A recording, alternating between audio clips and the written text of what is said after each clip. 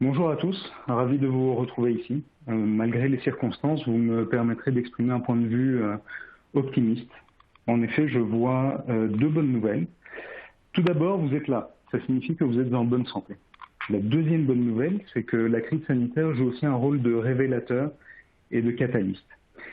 D'une part, elle met en évidence les failles et les faiblesses dans les systèmes, dans les process. D'autre part, elle accélère les transformations qu'on aurait de toute façon dû effectuer ou compléter. En quelques semaines, vous avez bien vu, on a tous augmenté massivement notre utilisation de technologies pour travailler à distance, pour avoir accès à la culture, pour rester en contact avec les gens. Et donc, il y a des avantages évidents à l'adoption de technologies. Ce webinaire en est évidemment une illustration parfaite. Je vais vous montrer qu'il en va de même pour la réalité virtuelle.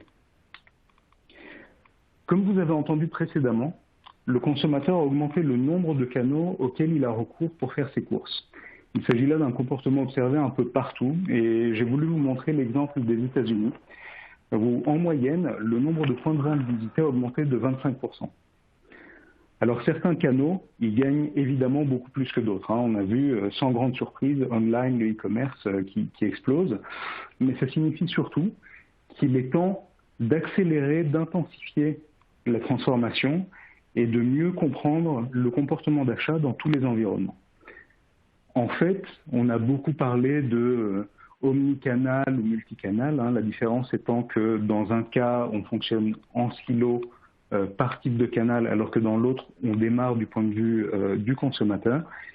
Effectivement, il est temps de compléter cette démarche omnicanal, de casser les silos organisationnels et de comprendre le consommateur et ses préférences en fonction du contexte.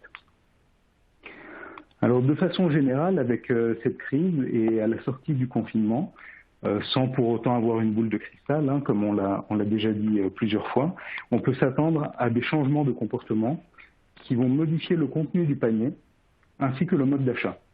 Donc, il s'agira parfois de changements ponctuels ou de surréactions, mais parfois ce sera aussi des manifestations de tendances de fond. Alors il y aura des attentes fortes autour de grands principes, l'hygiène, la proximité, la vitesse, le comportement et l'image de la marque durant la crise, ou dans le magasin par exemple, on s'attendra à avoir de la place pour appliquer les règles de distanciation, on voudra repérer les produits de loin, savoir où les trouver, les prendre en minimisant les contacts. Alors cette manifestation est sans doute temporaire, espérons-le, mais elle est à mettre en parallèle d'une autre tendance de fond que l'on observait depuis longtemps déjà, qui est que l'espace réservé aux rayons et donc l'assortiment de références disponibles se réduit. Alors que ce soit pour faire plus de place pour que les consommateurs passent ou pour créer d'autres espaces et attirer le consommateur avec d'autres interactions que simplement le produit en rayon, c'est une tendance de fond. Vous avez également entendu Lydia parler de panier. On pourrait imaginer que, à l'occasion de cette crise, certains fabricants regroupent les essentiels cross-catégories pour proposer aux clients des paniers préconstitués qui leur permettront de réduire le temps passé en magasin. Donc le client arrive, il a un bundle qui est déjà prêt, qui regroupe par exemple le déodorant, le dentifrice et le gel douche. C'est encore un mode de fonctionnement qui pourrait être temporaire pour répondre à la crise, mais qui résulte d'une logique plus élaborée, qui est de comprendre le consommateur dans les circonstances de sa consommation et à l'occasion de cette interaction. Alors vous l'aurez compris, même si ces changements peuvent parfois être temporaires, stocker des pâtes ou du papier toilette par exemple, les tendances de fond sont durables.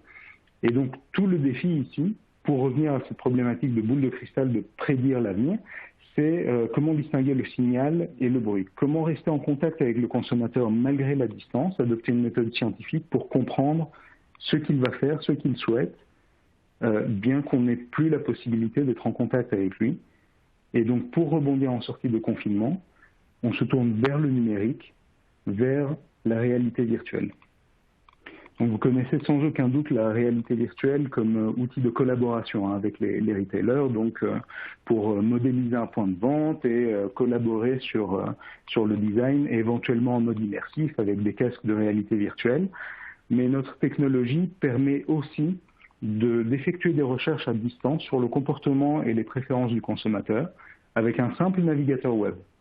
Donc, quel que soit l'ordinateur ou le navigateur que les gens utilisent, ils pourront voir une simulation virtuelle du magasin, ce qui nous permet de faire des recherches et de comprendre leur mode de fonctionnement. On peut modéliser et tester de nouveaux packaging, de nouveaux produits, des emplacements promotionnels, le merchandising en rayon, mais aussi des comportements dans différents canaux et avec différents modes d'interaction. Intégrer du click and collect, inclure l'application dans le parcours d'achat, les guides mobiles, du guidage vocal, etc.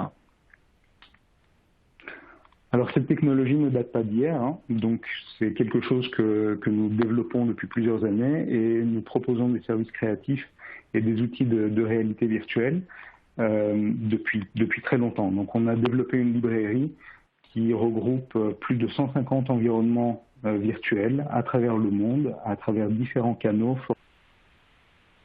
Et j'ai inclus dans la documentation qui est à votre disposition après ce webinaire une vidéo qui illustre le type de contenu que nos équipes et outils permettent de produire pour vous aider à rester en contact avec le consommateur, même en période de confinement. Merci pour votre attention.